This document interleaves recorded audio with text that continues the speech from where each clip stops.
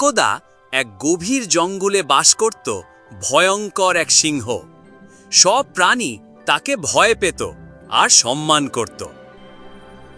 কিন্তু সেই জঙ্গলে ছিল এক বুদ্ধিমান শিয়াল। প্রতিদিন সিংহ জঙ্গলে বেরোত শিকার করতে। তার ভয়ঙ্কর গর্জনে সবাই কেঁপে উঠত। হরিণ, খরগোশ, এমনকি হাতিরাও পালাত।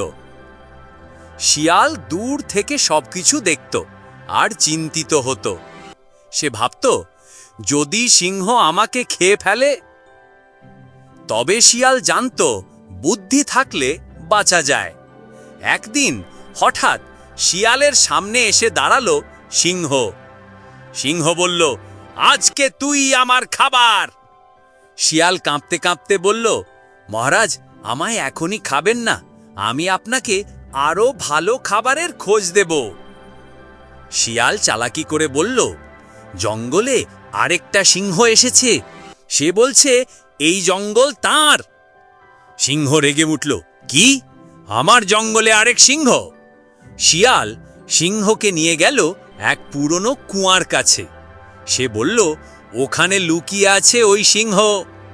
সিংহ কুয়ার ভেতরে তাকিয়ে দেখল নিজের ছায়া। সে ভাবল, সত্যিই আরেক সিংহ আছে। রাগে অন্ধ হয়ে সিংহ লাফ দিল কুয়ার ভেতরে। চারদিকে ছিটকে পড়ল জল। সিংহ আর উঠে আসতে পারল না। শিয়াল খুশিতে হেসে বলল,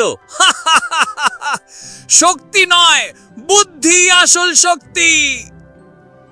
এই গল্প থেকে আমরা শিখি, বুদ্ধি থাকলে সব জেতা যায়।